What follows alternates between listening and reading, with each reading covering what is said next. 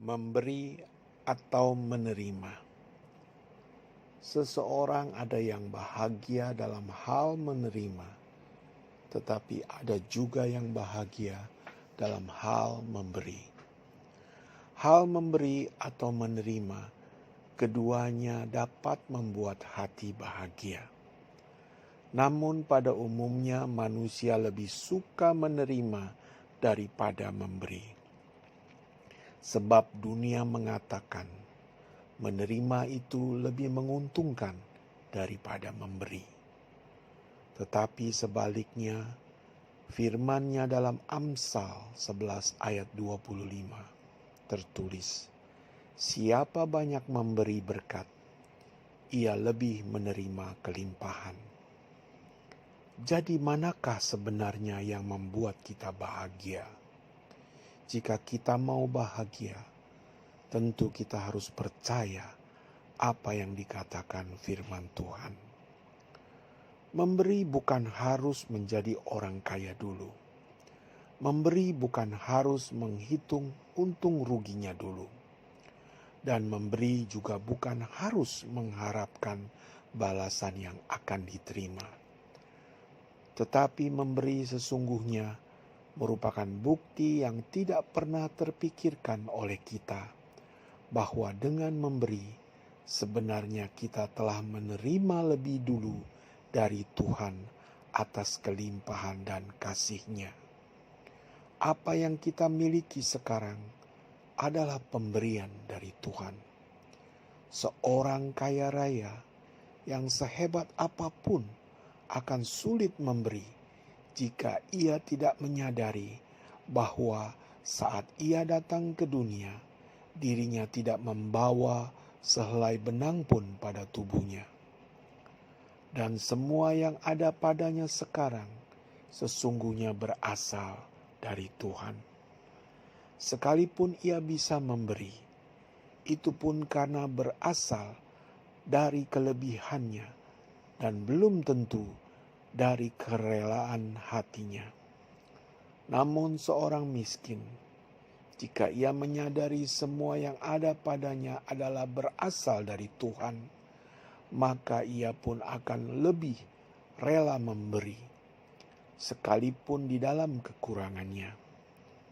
Pemberian seperti inilah yang memiliki ketulusan dan kerelaan hati, serta yang dipenuhi dengan sukacita. Dan Tuhan pasti menghargai pemberian orang miskin tersebut, seperti layaknya seorang janda miskin yang memberikan 2 peser ke dalam kotak persembahan, daripada orang kaya yang memberikan persembahan dengan mengangkat mukanya.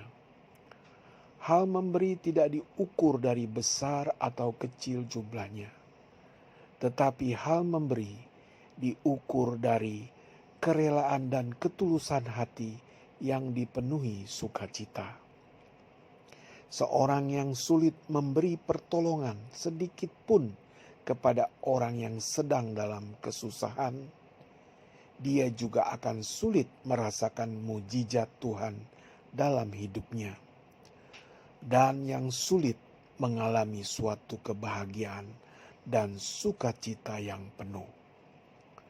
Tidak memiliki kerelaan hati untuk memberi akan membuat hidup terasa hampa tanpa kasih.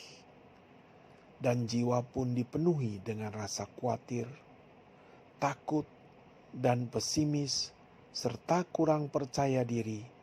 Apakah dirinya dapat menghasilkan sesuatu atas apa yang telah Tuhan percayakan kepadanya.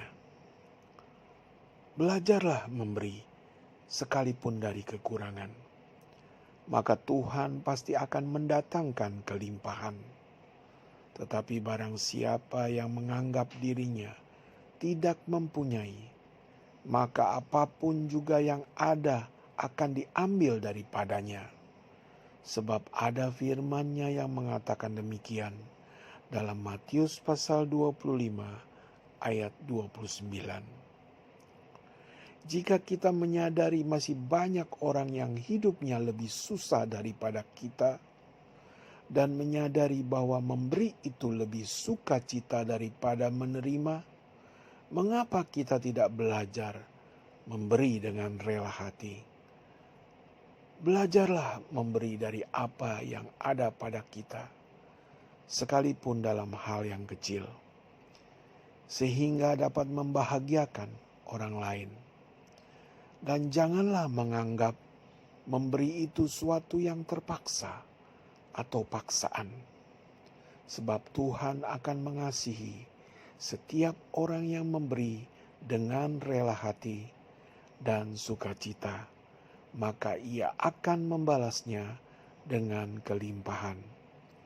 2 Korintus pasal 9 ayat 7 mengatakan, hendaklah masing-masing memberikan menurut kerelaan hatinya, jangan sedih hati atau karena paksaan, sebab Allah mengasihi orang yang memberi dengan sukacita. Selamat beristirahat. Tuhan Yesus Kristus memberkati dalam istirahatmu. Amin.